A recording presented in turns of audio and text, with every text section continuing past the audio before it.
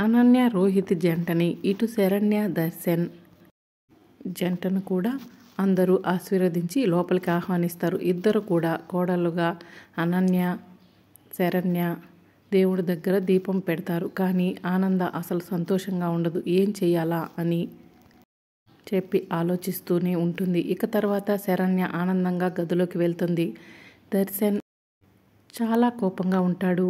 ఇక శరణ్య దర్శన్ కాళ్ళ మీద పడి దండం పెడుతూ ఉంటుంది. శరణ్య ఇక నన్ను ఆశీర్వదించండి అంటూ ఉంటుంది. ఇక అప్పుడు దర్శన్కి చాలా కోపం వస్తూ ఉంటుంది. ఏమని ఆశీర్వదించాలి చెప్పు అని చెప్పి అరుస్తూ ఉంటాడు. ఏమైంది అని అడుగుతూ ఉంటుంది. చెప్పు ఏమని ఆశీర్వదించాలి? నువ్వు నన్ను ఇలాగే ఎప్పుడూ బాధ పెడుతూ చీట్ చేస్తూ ఉండమని ఆశీర్వదించాలా అని అడుగుతూ ఉంటాడు. ఏమైందండి, నేనేం తప్పు చేశాను అని శరణ్య అడుగుతూ ఉంటుంది.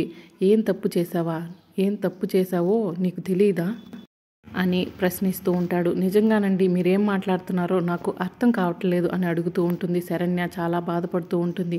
ఈ పెళ్లి చేసుకోవడం నాకు ఇష్టం లేదు అని నీతో చెప్పాను. నువ్వు కూడా నేను సహాయం చేస్తాను, ఈ పెళ్లి జరగకుండా చూస్తాను అని నాకు మాట ఇచ్చావు. కానీ నువ్వేం చేశావు? ఈ పెళ్లి పీటల మీద కూర్చున్నావు, చివరిదాకా తీసుకొచ్చావు. నువ్వు పెళ్ళి ఆపుతానని నేను ఎదురు చూస్తున్నాను. కానీ నువ్వు నాకు ఇచ్చిన మాటని తప్పి నన్ను మోసం చేసి ఈ పెళ్లి చేసుకున్నావు. నేను తాళి కట్టేలాగా చేశావు.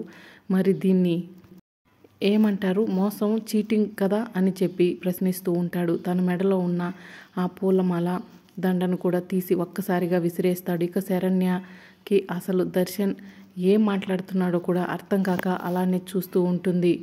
నిజంగానండి, మీరేం మాట్లాడుతున్నారో కూడా నాకు అర్థం కావట్లేదని చెప్తూ ఉంటుంది. ఇంకా అమాయకంగా నటించుకో. నువ్వు అమాయకంగా ఉండి మా అమ్మను మోసం చేసావేమో కానీ నా దగ్గర కాదు అని చెప్తూ ఉంటాడు.